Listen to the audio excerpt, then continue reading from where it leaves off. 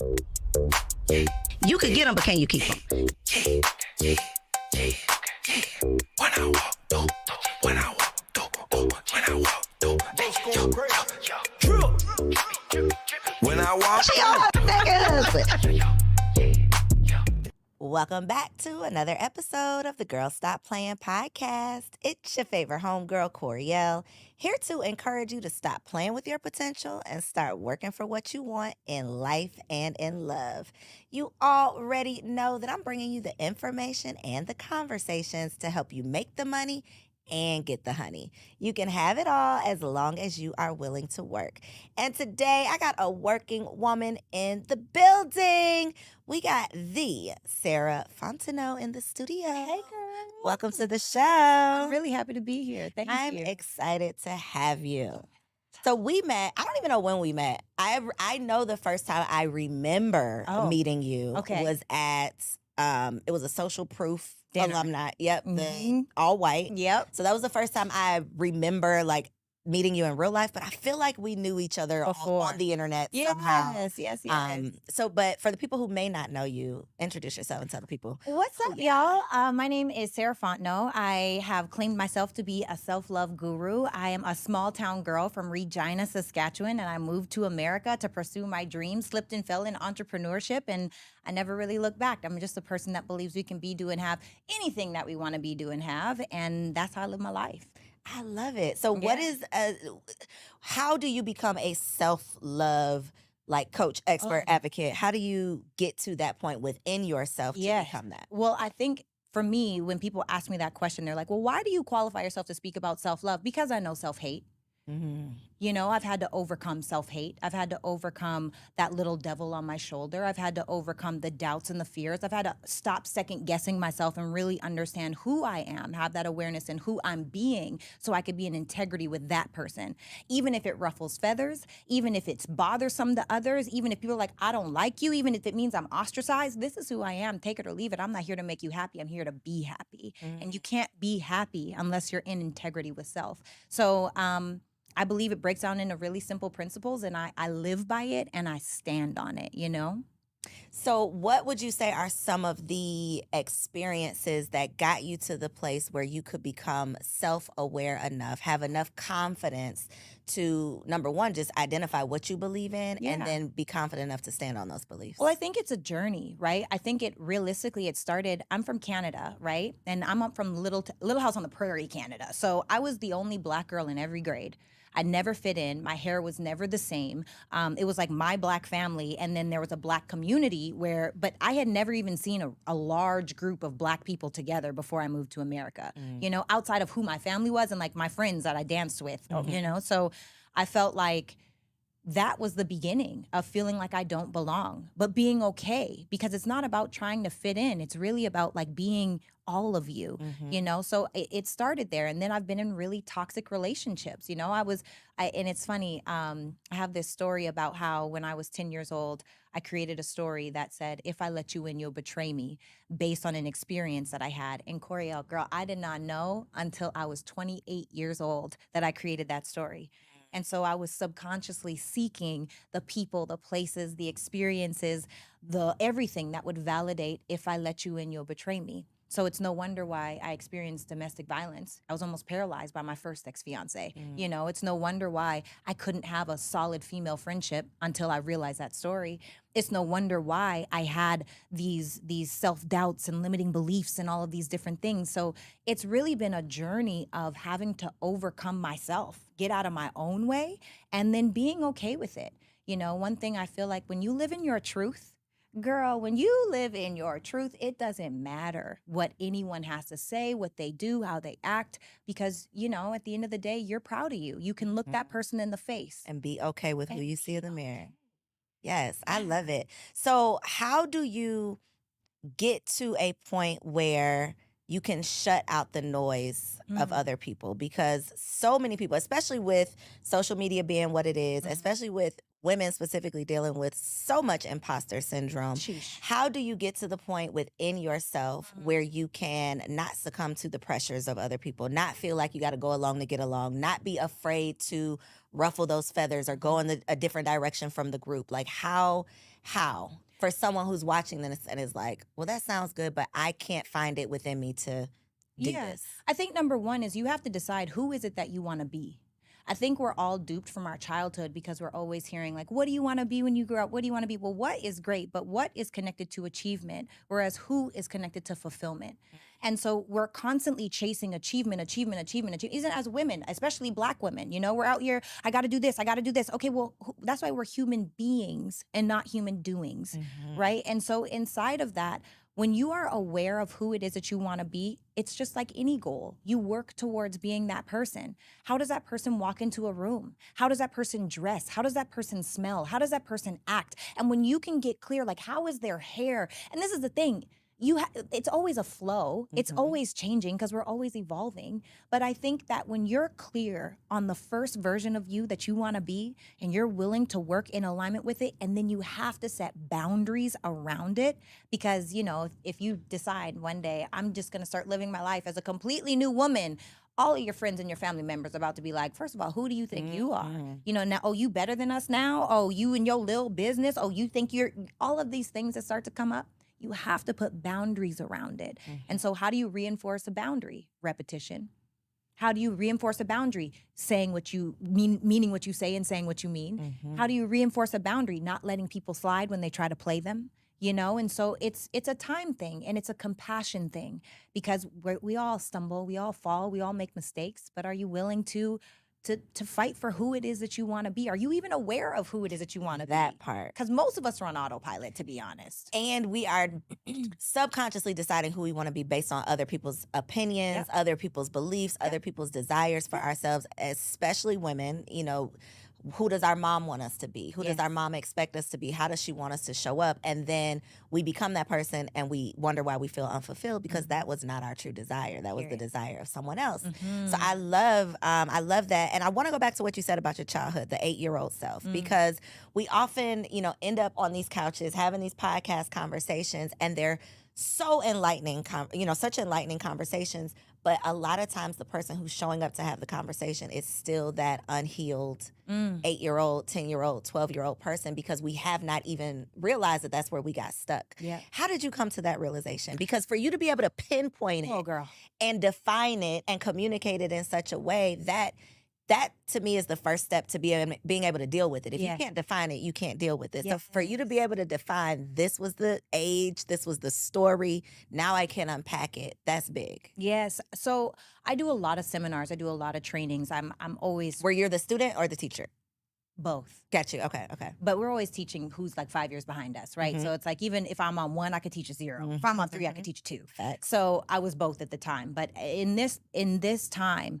I had just called off my second engagement. Girl, wait, you didn't say first engagement, second engagement. How many are there total? 2. Okay, 2. I've been engaged twice. Okay. Third time's a charm. Okay. And I had just called off my second engagement and I was literally in a space of like, what is wrong with me?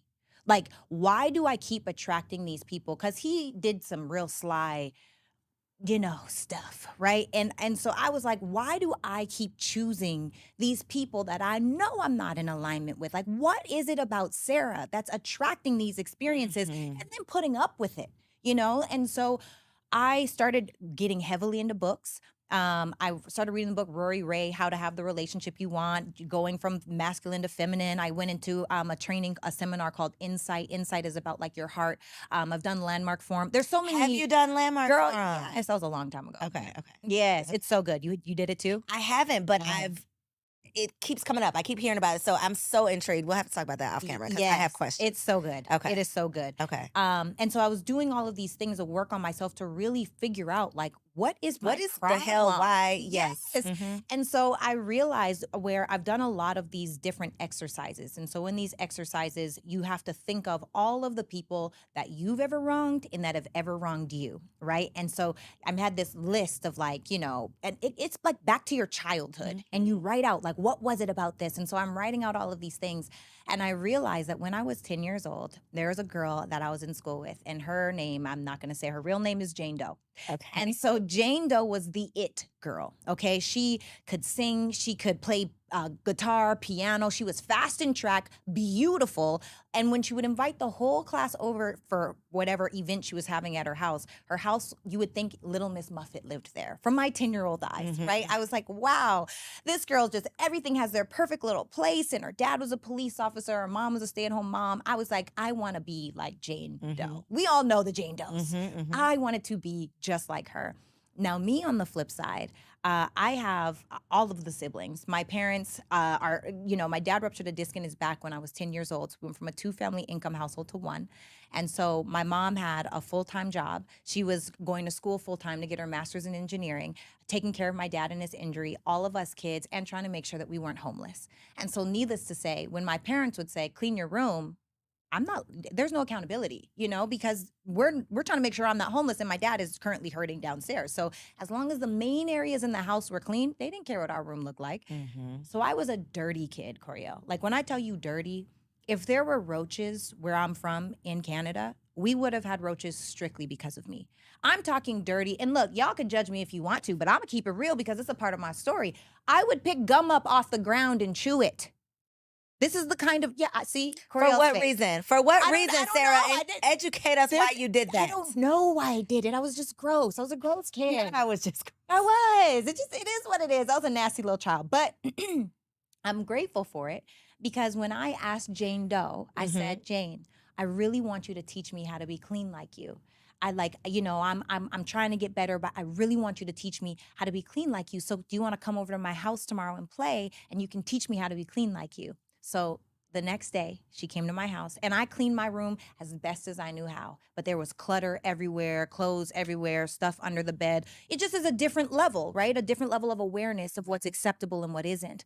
And so she came over. The next day when we went to school, she told everyone how dirty and disgusting and nasty I was. And from that point, I was the dirty, disgusting, smelly, gross Sarah, right?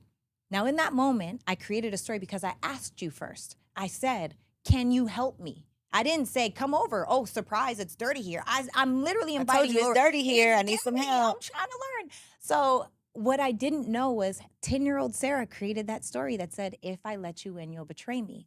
But the powerful part is 10-year-old Sarah also created a story that said, no one's ever going to call me dirty again. And so now everything in my home has its perfect little place. Labels face forward, hairs are laid. I don't know if y'all can see it on the camera. They see it. I see them baby hairs. You feel me? On 4K. But I'm saying that to say that, sometimes the bad things, yes, they create these limiting beliefs and they create these stories that we have, but at the same time, they also create strong suits. And I don't think that enough of us take the time to understand, number one, who hurt you? Why did they hurt you? Can you forgive them for that? And can you do the work to heal? Like go back, and I had to sit with my inner child in these exercises and just cry and say, I'm sorry. And then I imagine, if you're a mom at home and you have children, imagine talking to your child the way you talk to yourself. We wouldn't talk to anybody the way we talk to ourselves. Right. And so it's just been an experience. And I will say another thing that they had us do was the sorry list. You could choose to message all your people. And I'm like, oh, I am evolved. Okay. I can message every single person on this list. I am evolved. And I wasn't, because what they didn't prepare me for was the response or the lack thereof. Some people I expected to hear from and I did not. And that hurt more than the people that did, So I've been so open to learning all of the different ways and understanding like who hurt me and who have I hurt, and can I own it and take responsibility for it and just say I'm sorry for the part that I played in it, So that was the beginning of my healing, really intentionally finding out like what, and I have so many of those stories that I found out. And we all do, but if we don't take the time to sit down and write it out, they just layer on top of layer on top of layer until you get to the point where something's wrong, but it's so many layers that you can't even dig deep enough to figure it out. Yeah. Boy, that childhood is something else. It's the crazy part to me, because I think we've all had something we've gone through that's given us some perspective that's probably off in some way. So in your case, and I think probably, I can pinpoint some similarities in if I let you close, you'll betray me. It's crazy that thought actually attracts betrayal. Yes. It actually causes you to create scenarios to be betrayed. Yes. That is insane. Yes. It's a subconscious thing. We create the life that we live by the way that we think. So and the thing that and this is why we have to do the work. And I know you know this. I'm really talking to myself and the people that are watching. But literally, if you are not intentional, we go on autopilot. And autopilot is addicted. Like we neurologically speaking, right? We fire off these neurons and they partner together, and we naturally and scientifically want to go to the emotions that we feel the We're most used to. familiar Yep. with, right? And so if you naturally want to be angry, or if you naturally want to be sad or depressed or anxious, and that's the thing that you're firing off, you have to intentionally break that circuit. Otherwise, we're just gonna go on autopilot and continue to perpetuate our past. So, how do you, when you find yourself today, this Mhm. evolved Sarah, when Mhm. you find yourself on autopilot, because Mhm. it's a process, right? It's not a destination you've arrived. I'm just Never. here. Right. No, we're never gonna be there, right? Period. We can get so far, and then I feel like God be testing us. God will surround you with the people who are literally Yeah. going to put you in a position to test all of that stuff that you just learned. Like, are Right. you said you was ready. Now let's see. So what do you do now Yeah. if you are met with a situation or met, in a circumstance where it's like, okay, I'm comfortable, but I realize I'm on autopilot and something's got to change? So a couple of things. Number one, I now finally, which I didn't do in the past, I allow myself to be human, and I allow myself to feel it. Because before it was like, no, I'm positive everything is no, Sarah, everything is not perfect. Okay, chill out, feel it, and you have to feel it so that you can release it. Because again, it goes back to that awareness. If you're not clear on the stuff that you have going on and it's just suppress, what we suppress turns into depress, right? What we do not spend time really focusing on can really quickly turn to depression. And it's like, that is not what we want. So we have to take the time to feel it. So I say 5 minutes, unless it's something really big. Now, if I'm really just like, oh, you got me all the way jacked up, then I'm like 24 hours. And then I got to let it go. And on top of that, I'm really intentional about being in peak state. I don't want to be on a low vibrational frequency because I don't want to attract low vibrational frequencies, experiences, life. So for me personally, what I do in the morning when I wake up, and I'm Canadian, so I'm a little more jovial than most, okay? Is that a Whatever. thing? I feel like we're just, people are like, you're so nice. I'm like, am I? I mean, I'm very kind. I don't think So I'm Americans nice. are just rude as hell. Maybe. Don't say it. Go ahead. So when I wake up in the morning, I open my eyes and I'm like, another day. And then I close my eyes. And immediately I imagine like a sonic ring that spins, right? Or like to say a halo, but so you can have a visual. And I put it like over my head and I open it and all the way around my body. This is the first thing I'm doing. This literally takes me 15 seconds in the morning, all the way around my body. I'm sending healing. I'm sending favor. I'm sending prosperity. I'm sending growth. I'm sending evolution. I'm sending all of the things that I want to send. And I close the bubble around my feet. I get up, I go make an energy tea. I come back. I immediately have a playlist on my phone. It's Baroque classical music or movie score music. And it will just shuffle on my playlist. And I'm journaling with my energy tea. And I'm saying, Girl, what is energy tea? So my sister is a distributor with Herbalife, and Okay. I order, So it's literally energy tea. Yeah. Okay, I thought it was some special. no, it's one of the literally a recipes. green tea with a Gotcha. collagen and an aloe It's and an extra actual collagen. energy. Gotcha. Yeah, Okay. with some extra stuff. But yeah, Gotcha. I'm making it. It's an iced tea too. Got you. Okay. I have hot tea at night, and I like cold tea in the morning. So I drink my energy tea and I journal. I'm so blessed, happy, and grateful now this is the thing. Our subconscious, and I know you know, doesn't know the difference between what has already happened, what has happened currently, and what's going to happen in the future. All it hears is the feeling, right? And we don't attract what we think about. We attract what we feel strongest about, right? We just talked about it. On a subconscious level, we attract the experiences that our subconscious is feeling. We're seeking them actually so that we can attract them. So you think bad, that's why you get bad. Or you feel bad, you attract more bad. And so I put myself in a peak state by thinking about all the things. And after I write it, I speak it. So I'll do these 5-minute rounds where I'm like by myself in my room crying, like, oh, it's so beautiful. Like, oh my God, and the Delilahs. Like, I see my family compound walking with my mom, pushing the stroller. And my mom's like, look at the wild Delilahs. And it's like, we go walk to the garden and eat cucumbers fresh off the ground. And we pick the peaches off of the tree. And, the babies running around and then, doing all. I've seen it. Like, I know it. Now, this is the thing. I don't know when it's going to happen. I don't know how it's going to look, I'm not attached to that. I'm attached to putting myself in a peak state, speaking it out loud, putting myself in a feeling of like feel good. So now I've journaled. I'm going to go work out. I'm going to come home. I'm going to shower. While I'm in the shower, I'm listening to a personal development. While I'm doing my makeup, I'm going to listen to a book. No, sorry. While I'm in the shower, I'm listening to gospel music. When I'm out of the shower, I'm listening to a book. And then you can't knock me off my, girl. So I focus on that. And when I'm human, I allow myself to be human because I also know I'm not perfect. I have times where I disappoint myself, where I come out of character. They don't happen as often anymore, but they do still happen, and it just is what it is. So I'm compassionate with myself because I know that life is a journey, I love that. It's time for a special business spotlight segment, and I got my girl Aisha Taylor Issa in the building. Hey, girl. Welcome to the studio. Thank you. It's been a long time coming. I have known you since 2018. You just refreshed my memory when I think I was a panelist at the Sisters in Business Expo, the very first one. So a lot. First of all, it's a lot of work, right? And there's a reason why more people don't do it to the scale that we do because it's very expensive and it costs a lot of time and money and resources. So it's a lot of work, but it's a labor of love.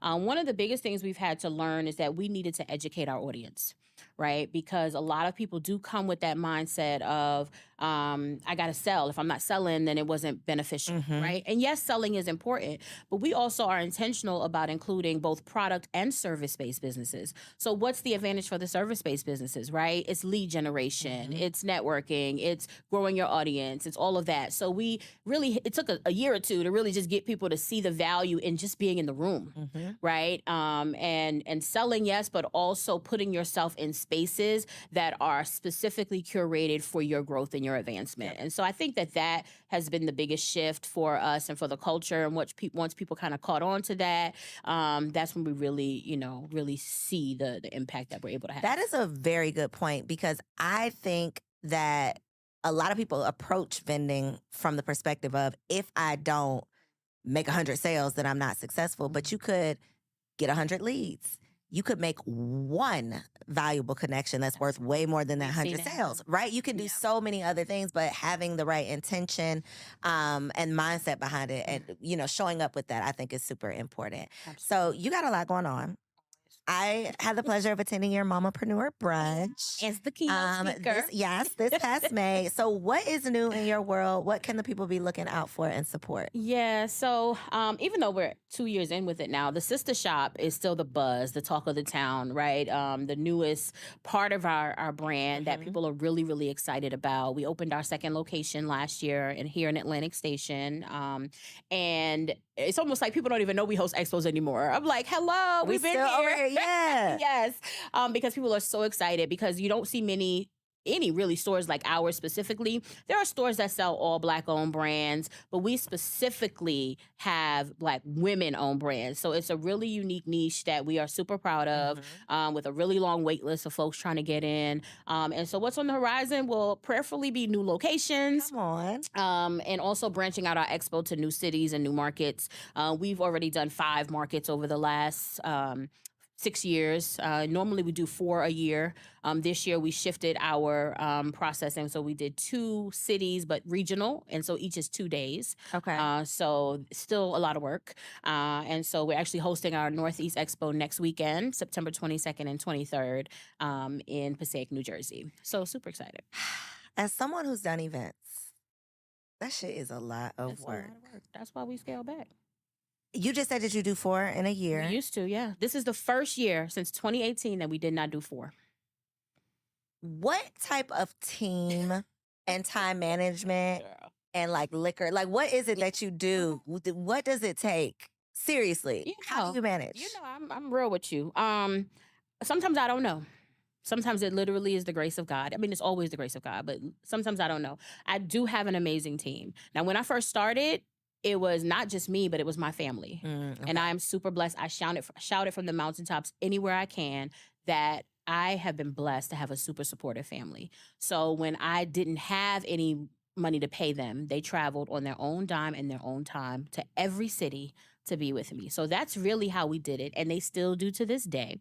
Thankfully, we're in a little bit of position now. And so we're able to, cover their expenses. But we also have staff that now travel with us as well. So we have a super amazing team. Also, because we've been doing it so long, a lot of it is kind of wash and repeat, but then adding and enhancing every year. So, for example, last year in New Jersey was the first year we piloted a 2-day experience. So that was a whole nother, thing to learn and do. And now we're doing 2 days all this year. So we just kind of, learn what worked, get rid of what didn't work, and try to grow from there. How do you know when it's time to pivot? Usually, it just doesn't feel right in my spirit. Or sometimes you're forced to pivot, right? So, of course, COVID forced us to pivot. We were primarily an event-based business. And so for all of 2020, when we could not have events, we did, of course, the virtual conferences and things that everyone was doing. But our in-person experiences are so unique that something was still missing. And so many of our brands were still suffering and struggling and shutting down because they could not sell live. And so that is how we ended up in retail.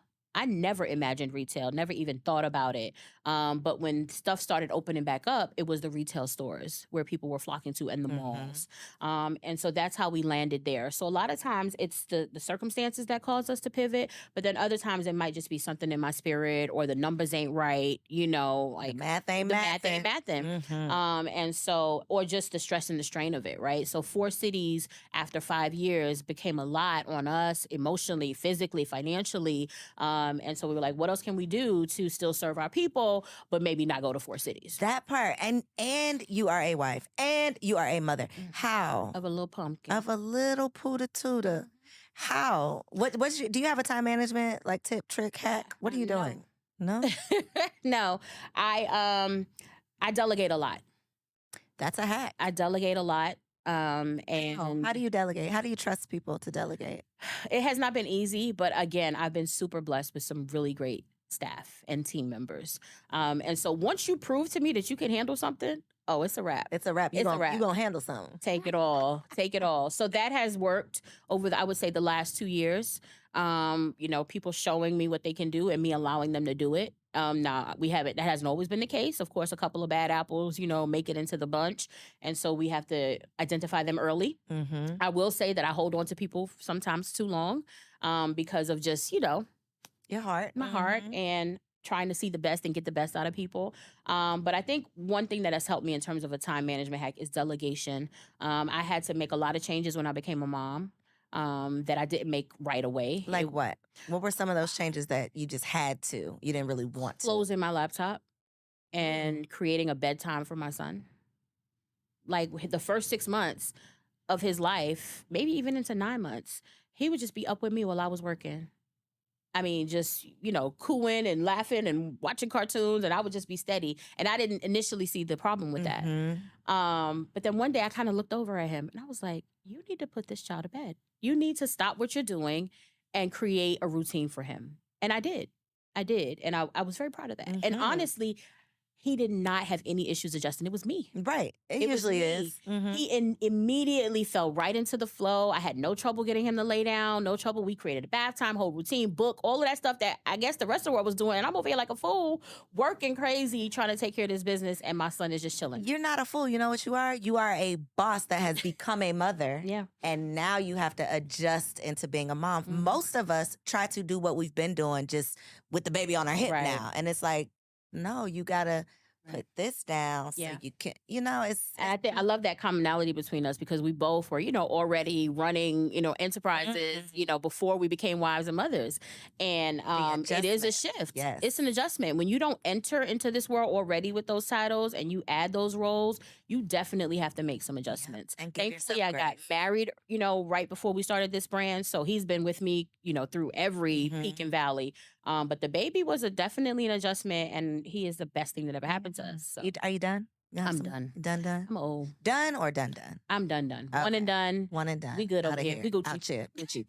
Okay. So for the Entrepreneurs who might be watching this and need some help, need your resources, or want to know how they can get their business onto the wait list, because your girl got a wait list, let them know where they can find you, how they can support you. Yeah, so y'all can check us out online everywhere at SIB Expo, and that stands for Sisters in Business Expo. Sisters is spelled SISTAH when you're searching. So SIB Expo on Instagram, TikTok, Twitter, Facebook. It's Sisters in Business Expo, and online sibexpo.us. And feel free to connect with us, tap in, join the mailing list, follow us so that you can stay connected on what we have coming up.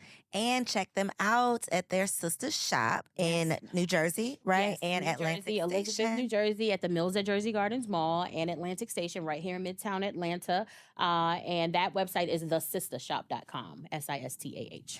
I love all that you are doing. It is my pleasure to be able to introduce you to the people. Y'all make sure that y'all check my girl out. We're about to get back into this episode. I love that you have reached the level where you can give yourself grace, because so often we extend grace and we empathize with other people. But then when it comes to us, we got to have it all together. We got to be perfect. We got to get it right all the time. We can't any of the things, but you've evolved past that. Other people have not necessarily evolved past that, though. So I want to talk about the breakups in life, right? I don't know if you had a public breakup. Was that a public breakup? Yeah, I've had a couple. Okay. Well, I know about one. Yeah. I only know about one public breakup. And my question is, with you have reaching this level of evolution where you're at your peak level, right? People should not be able to penetrate that. But people are rude as hell. People got keyboard courage, Twitter fingers. Like, people are doing all of the things, and people think they know you, and they Really don't. really don't. How do you maintain, and I'm not talking about like perception, like maintaining a good, appearance, but truly in your spirit, like with yourself. How do you stay in that space? Or how do you get back to that space when you are out of alignment? If personally you're feeling good, but then somebody says something on the internet. Personally, you're feeling good. How do you deal with other people's stuff? Because you can have it all together and then you walk outside and somebody tries to mess up your aura. Yeah. I would say, number one, I stay away from the comments. I don't go looking for what I know is going to disappoint me. Girl, I can't do it. And I learned it because, I don't know if you know, I do skits with comedian Country Wayne, right? I have not seen any skits. I'm about to go look for them. Okay, well, Are you a comedian? No. Okay. No, girl. No? I'm What are barely you doing in the actress. skits? I'm acting. Okay. So we just have these funny skits. Okay. And now it's a soap opera, really. But my character's name is Sarah. Okay. Right? And there's a lot of similarities between my character and me. And these videos get hundreds of thousands of views every single day. Each video, right? And there's 5 to 6 posts that he does a day, and each one is doing 200,000, 300,000, 400,000 views, right? Now, there's thousands of comments of people that have something to say about me. They're like, Sarah rode the short bus. I hate her voice. Oh, I can't stand her. Can we? So I learned from those kind of prepared me for them when I was doing a podcast with a group of people. The group of people that saw my public breakup and, all of those different things, I don't care anymore. Because what I do know is if I'm compassionate for myself, me and that person, although no one is a bad person, however, I'm very clear. Number one, I don't date men like him. Number two, I was in a rush, and it took me going through therapy and trying to understand, like, how did Sarah allow herself to end up in this situation? And not because they're a bad person, just because we're so disaligned. And so it's funny. It's actually not funny, but I say that to keep from crying. That at the time, my dad, we were on our second battle with cancer, right? Sorry. And it's okay. And if I get emotional, I just love my family. So forgive me, y'all. But my dad, it's really important for my dad to walk me down the aisle. Like, that's very important to me. And I allowed the fear of my dad not walking me down the aisle to rush a decision that shouldn't have been rushed. Because the truth is, my dad, no matter what, he loves me more than any man on this planet, would want me to be happy. And for me to choose someone that is so outside of who I deserve and who is in alignment and who actually makes sense would be more disappointing to him than anything. And so at the time, though, I didn't know that. At the time, I was looking past every red flag because I dove in head first, girl. I was like, oh, and in every relationship, I've always done that. I dive in head first, And you then know? you figure it out later. Yeah, yeah. And it's like through all of the experiences, the eroded trust, the eroded respect, it's like I can't, you know, it just is a no. So I feel like I don't care. At the end of the day, people say there people talking about me right now and don't know anything to be true about what I have going on in my life. And I don't care. I love that I'm a topic. I love that I am renting out free emotional real estate in people's minds. And I'm okay with that. Whether it's good, whether it's bad, it's not my responsibility. My responsibility is to be my best me. And sometimes my best is absolute trash. I'm so clear that sometimes my best is terrible, but I'm okay with that version of me too. And as long as I can look myself in the mirror and say, you know what, Sarah, you did a damn good job. You did your absolute best. You rode this thing till the wheels fell off in whatever capacity, business relationship, romantic relationship, friendship relationships. I know that I did my part. What can anybody say? Nothing true? Do you feel the need to defend yourself? Not anymore. But you went through that. And you know what? There's a experience that I had where so I received well, no, it'll give too much information. I received I'll just say it. I received an honorary doctorate. Okay. And I almost felt like I needed to go to school because of how much this person, like to go earn it in a different way. I earned it for what I've done outside of the classroom. And then there's things that obviously people do in the classroom. I felt like I had to go to school because of how I was getting ridden by a person. Like I felt so like, oh, well, maybe, no, I don't have to do that. At the end of the day, if someone is recognizing, if God is saying, Sarah, I want to recognize you for things that you've done, Sarah, then it's okay. So yes, I am still human. There are still times where I'm like, damn, like, lay off. Lay off. What do I need to do to prove to you that I am, you know, like, but now, girl, I needed that because those were the tests that God came back being like, oh, you think you're okay, not caring what people have to say. Well, here's another try. Let's see how you handle this one. Let me just throw it at you, you know? So this is I think the challenge, and it's probably why people just be like, F it, I would just be a fucked up person. Because trying to be a good person, trying to work on myself, it is hard. It's not fun. It's not sexy. And it doesn't make life easier. Just because you're this right, because now you're aware of things. You actually care about being a good person or how you're showing up or how you treat people. So it does make it harder. So to go through a public breakup, a romantic breakup, and then a business/friend breakup, which we do not have to get into the details of, I just am speaking to the fact that you are this evolved person, but you're still facing these challenges. How do you recalibrate? How do you not start to blame yourself? How do you not start to feel like, what am I doing to it? You know, like, how do you take that out of it and still show up as your best self, still show up to serve the people who are connected to you, who are, you know, there for a purpose? Like, how do you not take it personal? Yeah, well, sometimes I do, to be honest. At first, you know, I'm a human, and I don't rob myself of that experience. And I'm also a ruminator. So I ruminate with thoughts, right? And so depending on how big of a deal the thing was to me, now it's like I'm collecting data. And it's building up this perfect case for all of the answers as to how all of this data makes so much sense. And now, do I feel the need to relay the data, or do I not feel the Girl, need? when is your birthday? July 2nd. I'm a Cancer. You're Cancer. Okay. When's your birthday? I'm a Libra. October 1st. Okay. Right. Do you do the same thing? I do not do that at all. But I could see that being like you getting lost, going down a rabbit hole. Oh, yeah. What do you do with the information after you have it? It depends. Okay. So sometimes it's just like because look, it's like there's three sides to every story. One of my friends, I used to say your side, my side, and the truth. He's like, nah, it's your side, my side, and the facts. Like, if there's a number right here and it looks like a 9 to me, it looks like a 6 to you. The fact is, it's a number. You know, it's like, okay, we're both right, but whatever. So sometimes it's like, oh, and God don't play about me. So I feel like with the information that I've collected, it's like, Now it makes sense. It all makes sense. That's the part, though, is when you can, that sometimes makes it worse, though, when you can look back and then you start to add up all the pieces. And then I start to feel like a fool. Like, how long were you doing this? Like, how you was over my, you was in my, mine was like, you was in my wedding?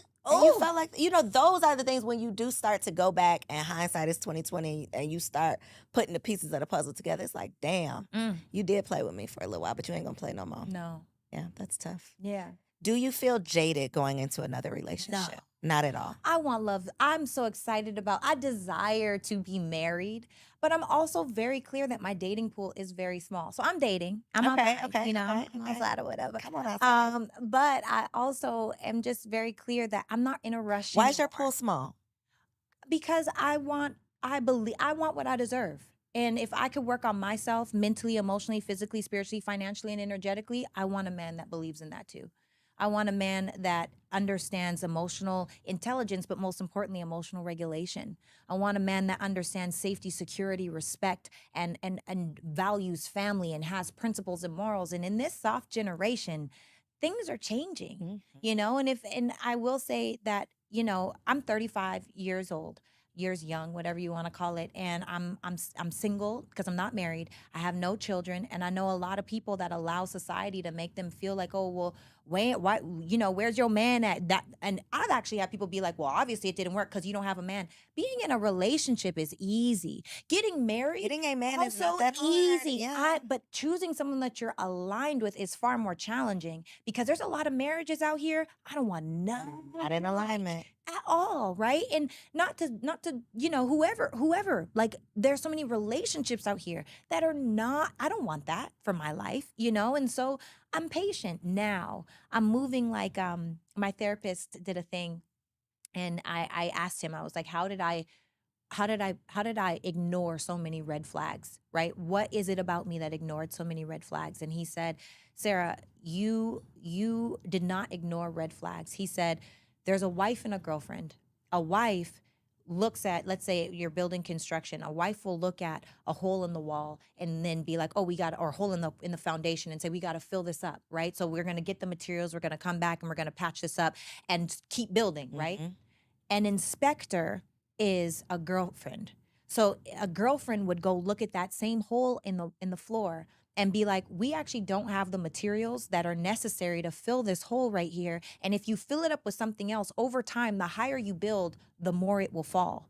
And so he said, Sarah, you didn't ignore red flags, you built over them.